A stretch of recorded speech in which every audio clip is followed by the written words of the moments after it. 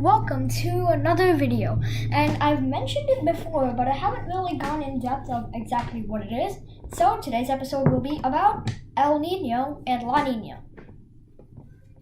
So you've probably heard of El Nino before, but you probably don't know what it is.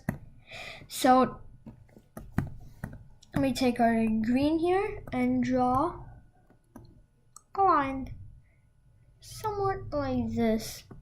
This is a terrible drawing, I know, but let's say this represents Asia. Like Japan, Taiwan. It's not accurate at all. And then you have Alaska, California, and the rest of North America back here with the Aleutian Islands, like that. Okay. This big blob in the middle here is the Pacific Ocean. And so, there's one more major feature. You have down here, you have the equator.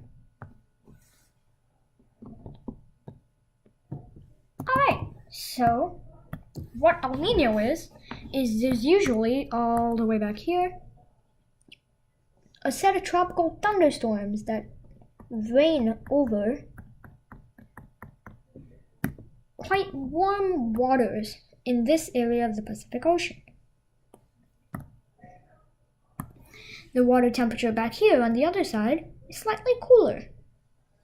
What keeps the waters in place is a set of, I'll do this in purple, trade winds that blow across the ocean from east to west. Now sometimes, for reasons unknown to this day, the trade winds, for some reason, they stop. And so this big red blob over here shifts over to the eastern Pacific. The blue blob shifts over to the western Pacific.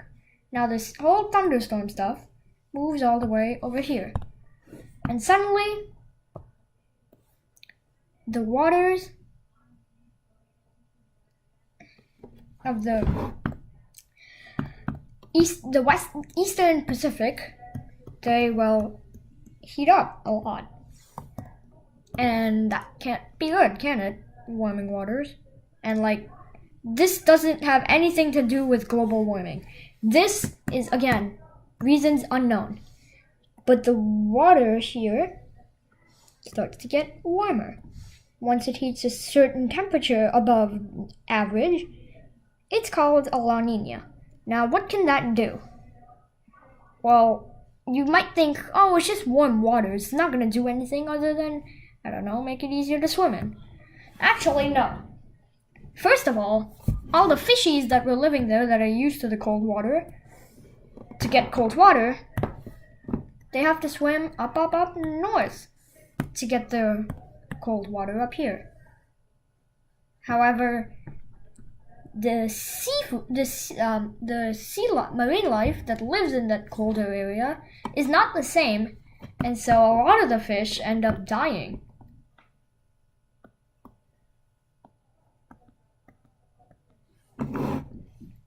Also, with that warm water now, a lot of the air rises up and stays pretty settled, going east to west, because that's the way the Earth rotates. Well, it rotates from west to east, and so all the winds blow in the opposite direction. Which, it's kind of like how when you're going in a car on the highway, you're going straight, but all the wind is blowing backwards. So all the wind is going this way. And what can that mean? Well, it's both good and bad. It's good because all that wind causes a tremendous amount of directional wind shear and and other factors in the Caribbean Sea. And what can that do? Well, it practically destroys any thunderstorm that tries to pop up. It's good because it can't form a hurricane. It's bad because all of the Caribbean area doesn't get the amount of rain they usually do, which is bad.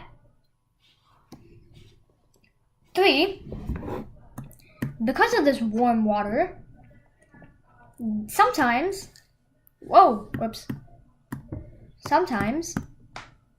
the water can, mix with the thunderstorm that's moved across the ocean. And now there's so much warm water and heavy thunderstorms that, the warm water has to go somewhere, or it's being moved around so much, so it moves. It moves north. It creates, a plume of warm water and a stream of thunderstorms all the way into the desert southwest and the west coast of the United States and the extreme northwest corners of Mexico. And that means rain. Rain in places you don't normally get rain. To learn more about this part over here, I'm not going to talk more about it because I've already made a video on this. This is called an atmospheric river, more commonly known as the Pineapple Express in this area. And so, if you want to know more about the Pineapple Express, you should watch my Pineapple Express video. Anyway, the jet stream can also get shifted. So we have this warm patch of water here. And here's the coast again.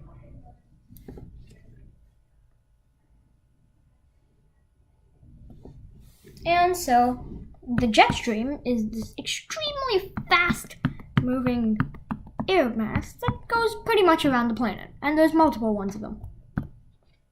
Well, the polar jet stream, because there's warm water here, the polar jet stream, which during the summer usually rests up here, up there,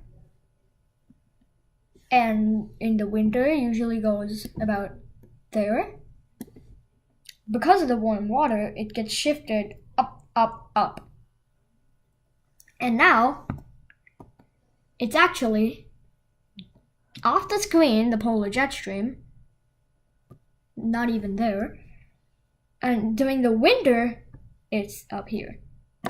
Which means fewer winter storms and less snowpack, which could lead to a drought, like the one that the Northeast is still coming out of right now.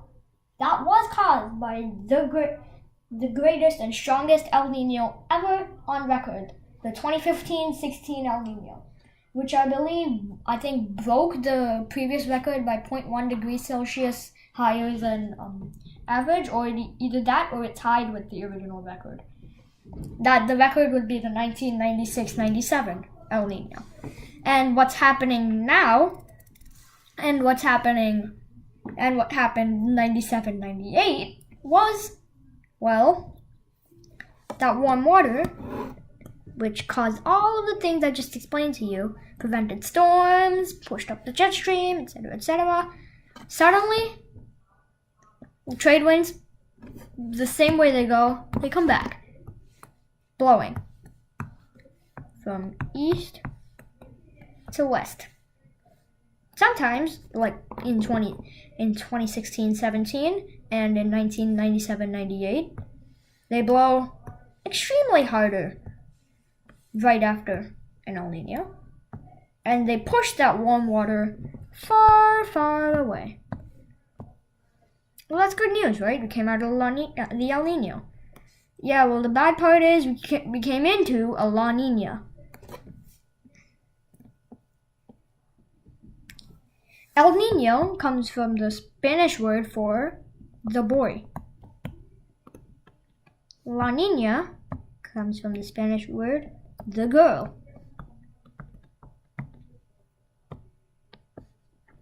So that's El Nino and La Nina. And so now you have that extremely fast trade winds, and now your cool waters are back. Just as it's supposed to be. Well, not so much. The winds are so strong that the La Nina is caused, and the there's more cold water, and the water is, well, colder. Pretty much colder. A lot, actually. All of this cold water can cause, well, a lot of things to happen. First of all, it's the exact opposite. The jet stream, I'll put it in pink here, is pulled further down now.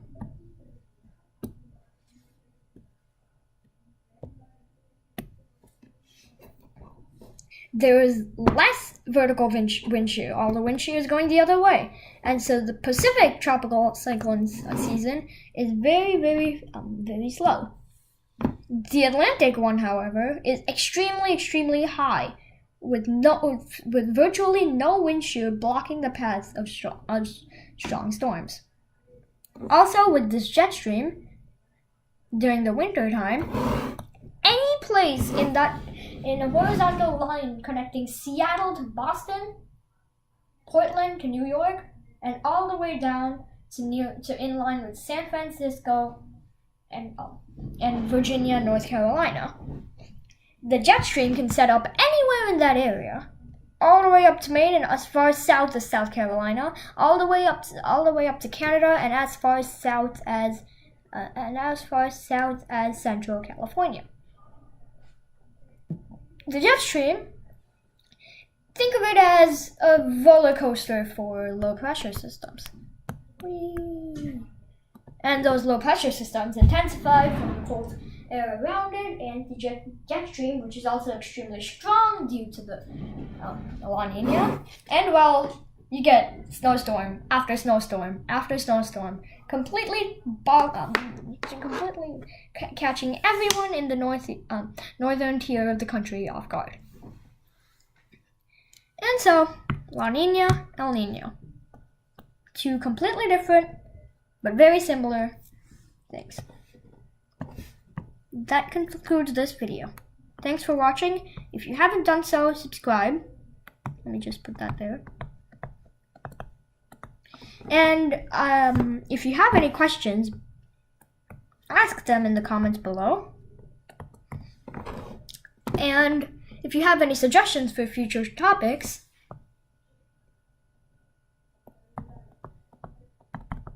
my topics list is blank right now. It took me 30 minutes just to come up with the idea that I haven't done a video on El Nino yet.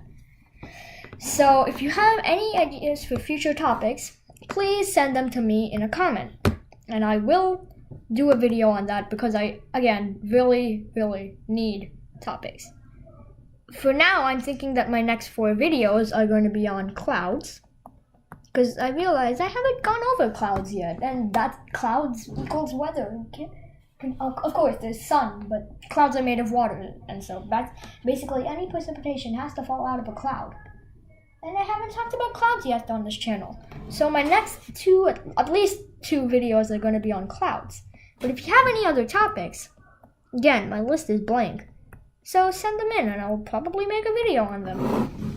Also, like I said in my last video, if you'd like to see a few more